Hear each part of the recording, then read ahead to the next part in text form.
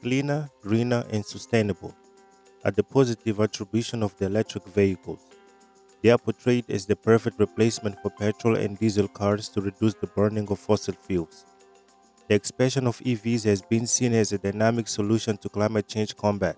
It's predicted that by 2030, there will be more than 140 million electric vehicles in the world, and by 2035, petrol and diesel cars should be banned. In the streets, they can be heroes. For the environmentalists, is the perfect solution and the perfect political speech to sell the idea of concern about climate change.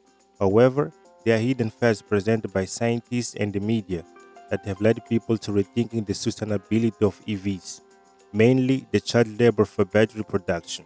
That issue is commonly called blood batteries, and this video showcases that dark side of electric vehicles. Although the recent allure of EVs, they are not a new phenomenon. They remote back to 1830s, but why they didn't take over during the golden era of vehicle production. The electric vehicle is not a recent creation. It has been around for over 100 years, and it has an impressive history of development that continues to the present days. In 1895, countries like France, England, and US were prominent in technology to produce EVs. Models like 1902 Wood's electric Phaeton were used in many fleets of New York City taxis. They were preferred by many people back then for the same motives they have been worshipped in recent years. Their structure has always avoided vibration, smell, and noise. From 1899 to 1910, EVs outsold all types of vehicles in the United States and some countries in Europe. But why the EV fell behind petrol and diesel cars back then? It all started with the massive discovery of crude oil. It reduced the price of gasoline, making it affordable to the average consumer. That led to the massive production of gasoline cars with the example of the Model T by Ford in 1908.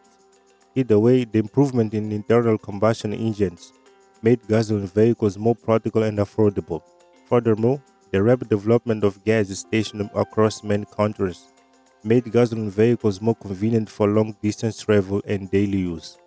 Likewise, early EVs were more often expensive than gasoline cars due to the cost of batteries and electric components. Not to mention the limitation of battery technology back then and the fact that they were so heavy to carry for long distance. Additionally, there were no significant government encouragement or policies favoring the adoption of electric vehicles at the time. Many countries' investments and supports leaned more towards on building an industry for gasoline vehicles.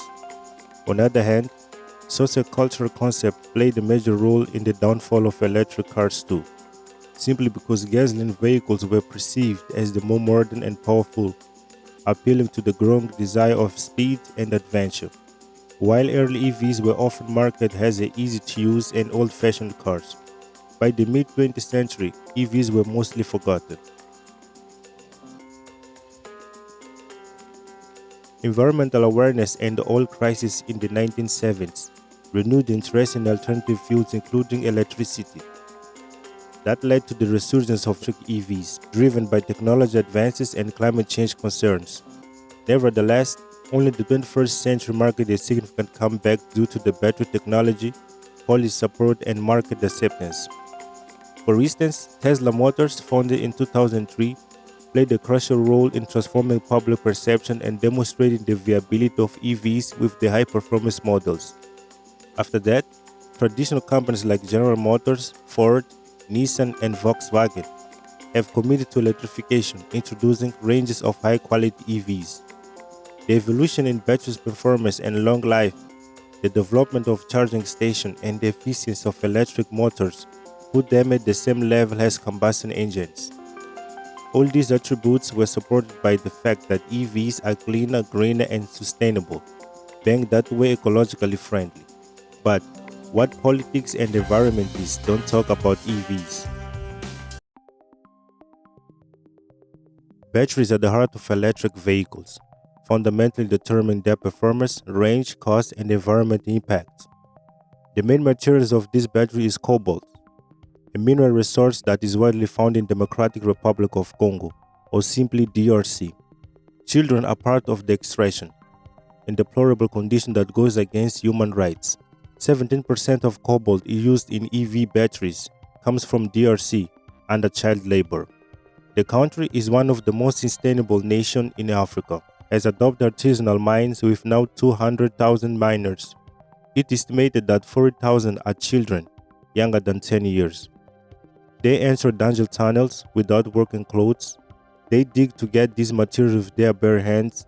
They select and carry them to the market to sell. All this hard work just to get $1 or less a day. Over 2,000 illegal miners die every year in Congo. Accidents, illness, and deaths are always reported. While the cobalt industries are growing and profitable, it's meant to be worth $13 billion by 2027. This business is mostly controlled by China, and refiners prefer the system because it's way cheaper to buy from children than from extracted companies.